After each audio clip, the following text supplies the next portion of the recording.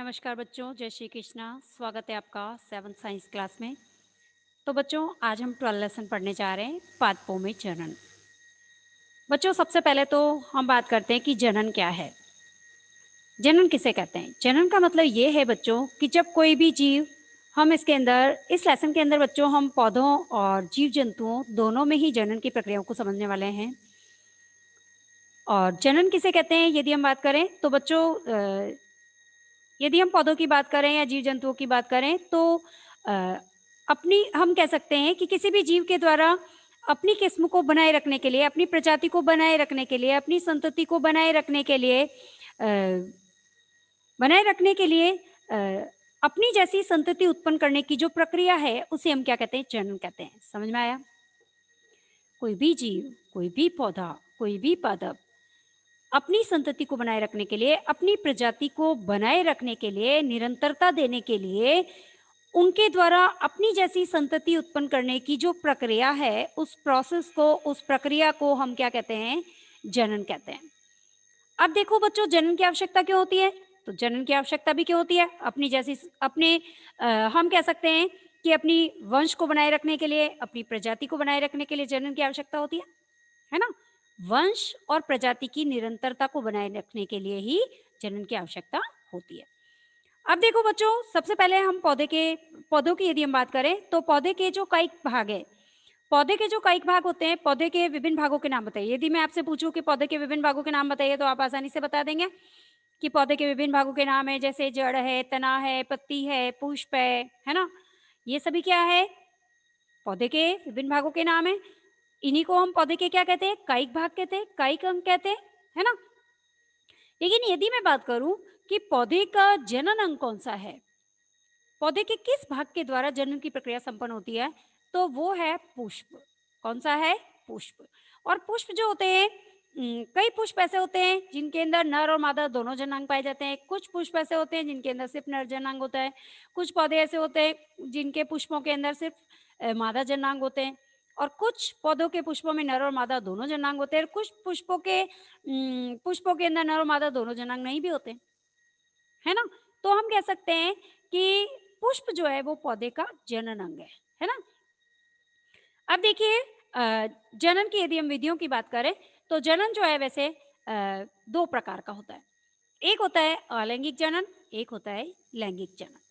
देखो बच्चों, लैंगिक जनन की यदि हम बात करें तो ऐसे पौधे जिनको हम बीजों से तैयार करते हैं, या फिर जिनमें नर और मादा युग्मक की आवश्यकता होती है, या जिसके अंदर नर जनक और मादा जनक दोनों ही जनक भाग लेते हैं, और उनके द्वारा जो नई संतति का विकास होता है या नई संतति जो उत्पन्न होती है, वो जनन की जो प्रक्रिया होती है वो क्या कहलाती है? लैंगिक जनन कहलाती है। आ गया समझ में कि ऐसे पौधे जिनको बीजों से तैयार किया जाता है, जनन की ये प्रक्रिया लैंगिक जनन कहलाती है।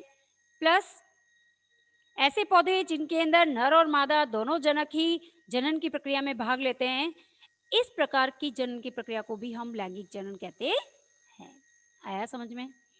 अब देखो, अलैंगिक जनन क्या होता है? तो अलैंगिक जनन की बात करें तो इसके अंदर क्या होता है कि वह पौधे जो बिना बीजों के तैयार हो जाते हैं। अब आपके दिमाग में प्रश्न आ रहा है कि मैम, क्या बिना बीजों के कोई पौधे तैयार हो सकते हैं? बिल्कुल हो सकते हैं। अब देखो, बिना बीजों के पौधे तैयार किस तरीके से हो सकते हैं कि पौधे के जो कायिक भाग होते हैं, पौधे के कायिक भागों से भी जो है नए पौधे तैयार किए जाते हैं। जैसे पौधों की जड़ों से, तने से, पत्तियों से, है ना? इनसे भी, ब्रांचेस से, इनसे भी नए पौधे तैयार किए जाते हैं। तो ये पौधे के कायिक भाग कहलाते हैं, अभी मैंने आपको बताया था, है ना? तो इसका मतलब ये है कि अलैंगिक जनन के अंदर बीजों के द्वारा तो पौधे तैयार होते ही नहीं है। तो इसका मतलब ये है कि पौधे के कायिक भागों के द्वारा नए पौधे तैयार किए जाते हैं। तो जब जनन की वह विधि जिसके अंदर पौधे के कायिक भागों के द्वारा नए पौधे तैयार किए जाते हैं, इसे हम कायिक प्रवर्धन कहते हैं, या फिर इसे अलैंगिक जनन भी कहते हैं। ये एक अलैंगिक जनन की ही विधि है।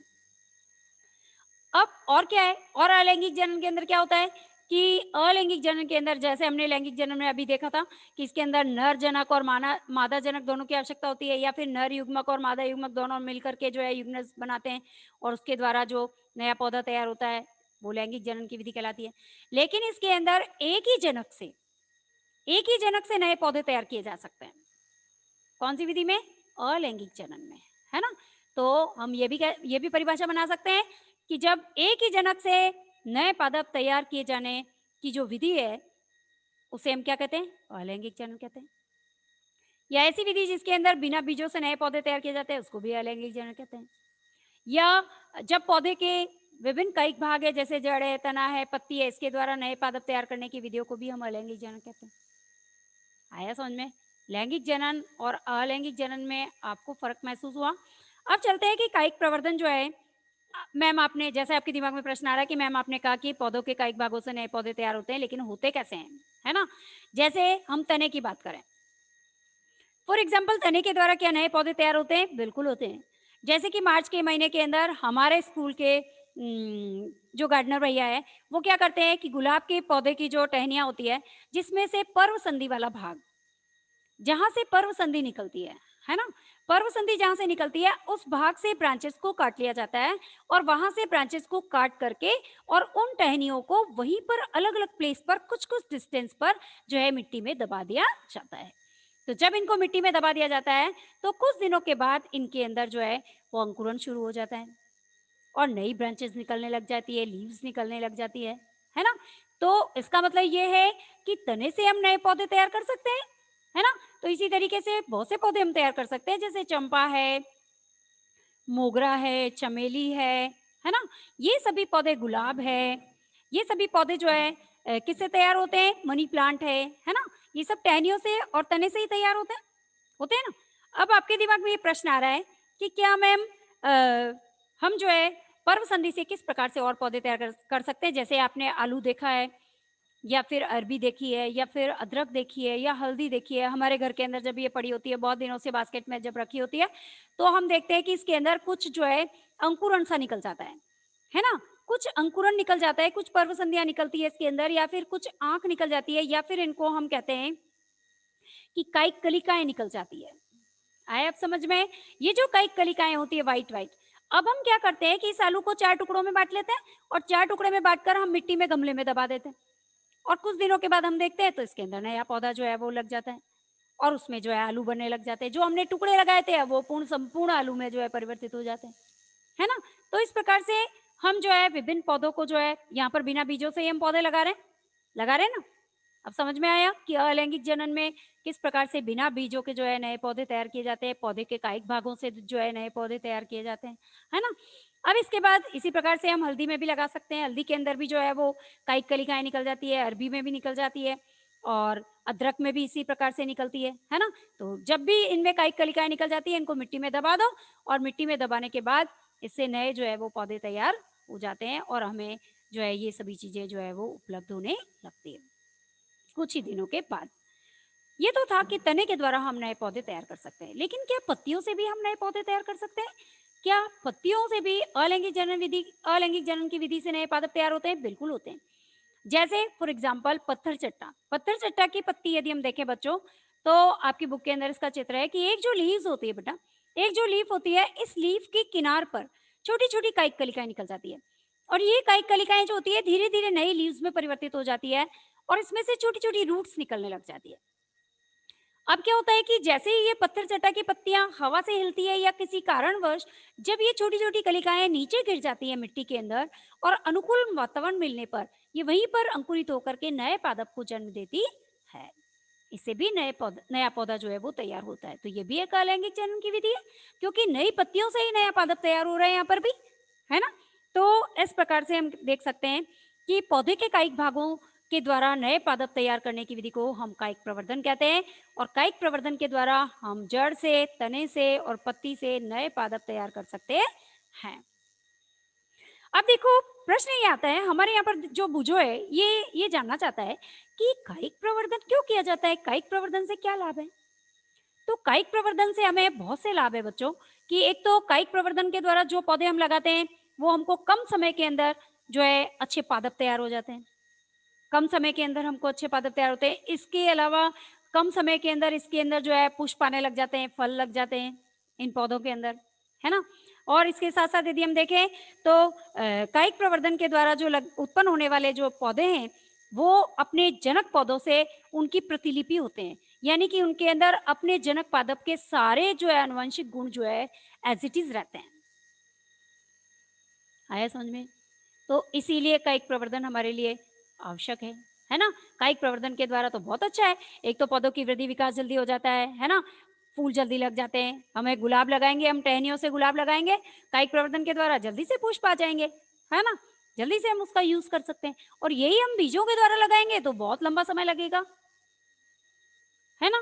तो इस प्रकार से हम कह सकते हैं कि कायिक प्रवर्धन के द्वारा जो पौधे लगाए जाते हैं, वो कम समय के अंदर उगाए जा सकते हैं और इसके अलावा बीजों से उगाए जाने वाले पौधे जो होते हैं, वो उनको समय लगता है, उनकी वृद्धि और विकास भी धीमी गति से होता है, उनमें पुष्प धीमी गति से आते हैं, उनमें फल भी धीमी गति से आते हैं, जबकि कायिक प्रवर्धन के द्वारा उगाए जाने वाले पौधे जो होते हैं, इनमें पुष्प और फल दोनों ही अति शीघ्र आ जाते हैं। और इनके अंदर अपने जनक पादप के सभी गुण जो होते हैं वो एज इट इज रहते हैं। इसीलिए हम जो है कायिक प्रवर्धन के द्वारा जो है नए पादप उगाना ज्यादा पसंद करते हैं, है ना? अब चलते हैं बच्चों, दूसरी विधि हमारी अलैंगिक जनन की मुकुलन विधि। ये तो हमने क्या पढ़ा? कायिक प्रवर्धन पढ़ा। कायिक प्रवर्धन क्या था? अलैंगिक जनन की एक विधि थी, है ना? हम अभी अलैंगिक जनन पढ़ रहे हैं, अभी हम लैंगिक जनन नहीं पढ़ रहे, है ना? तो अलैंगिक जनन की पहली विधि पढ़ ली, अब हम पढ़ रहे हैं मुकुलन। मुकुलन क्या है? मुकुलन के अंदर क्या होता है बच्चों? यीस्ट पाउडर हमने देखा है, या तो हम बेकरी वाले की दुकान पर हमें यीस्ट पाउडर मिल सकता है, किसी केमिस्ट की दुकान पर मिल सकता है, या फिर केक वेक बिस्किट विस्किट जहाँ पर मिलते हैं वहाँ पर भी हमें यीस्ट पाउडर मिल सकता है।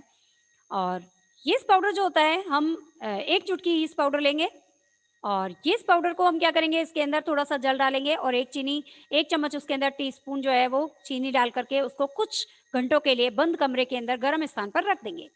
तो जब हम इसको कुछ घंटों के लिए रख देते हैं तो उसके बाद हम इसमें से एक एक इसकी स्लाइड तैयार करेंगे। ये इसकी हम एक स्लाइड तैयार करेंगे। हम देखना चाहते हैं कि इसके अंदर जो है किस प्रकार से तेज़ी से वृद्धि और विकास होता है। इसमें जनन की प्रक्रिया कितनी फ़ास्ट होती है ना?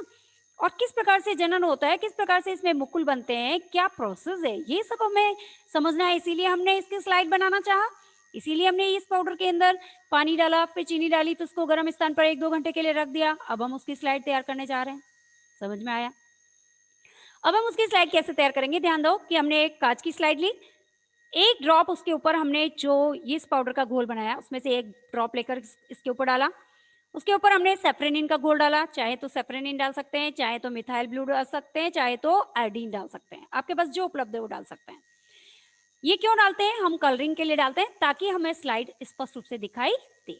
अब इसके ऊपर हम क्या करेंगे कि ये लिक्विड हमारा फैले नहीं, इसके लिए हम इसके ऊपर गोल एक छोटी सी कवर स्लिप लगा देंगे और कवर स्लिप लगा करके हम इसको माइक्रोस्कोप के नीचे सेट करके अब हम इसको देखेंगे। तो जब हम इसको माइक्रोस्कोप की सहायता से देखते हैं तो हमें क्या मालूम चलता है? हम देखते हैं कि ये जो यीस्ट पाउडर था, इस यीस्ट के अंदर हमको छोटी-छोटी बल्बनुमा संरचनाएं दिखाई देती है। अब ये जो बल्बनुमा संरचनाएं होती है, हम देखते हैं कि धीरे-धीरे विकसित होती जाती है और एक श्रृंखला बना लेती है। एक बल्ब के ऊपर दूसरा बल्ब, दूसरे बल्ब के ऊपर तीसरा बल्ब, इस तरीके से एक बल्बों की श्रृंखला बन जाती है और प्रत्येक बल्ब जो होता है, जब ये अपनी जनक कोशिका से अलग होता है, तो एक नई यीस्ट कोशिका को जन्म देता है। अब ये जो बल्बनुमा संरचना है, ये क्या है? मुकुल। इसी को हम मुकुल कहते हैं। समझ में आया? ये जो यीस्ट कोशिका के ऊपर हमें जो बल्बनुमा संरचना दिखाई दे रही है, इसे हम मुकुल कहते हैं और इस प्रकार मुकुल की एक श्रृंखला बन जाती है और प्रत्येक मुकुल जो होता है अपनी मातृ कोशिका से, अपनी जनक कोशिका से अलग हो जाता है और एक नई यीस्ट कोशिका को जन्म देता है। तो इस प्रकार ये जो प्रोसेस होता है क्या कहलाता है? मुकुल से ही नया जो है वो यीस्ट कोशिका का निर्माण हो रहा है। तो ये विधि क्या कहलाती है? मुकुलन विधि कहलाती है। समझ में आया आपको?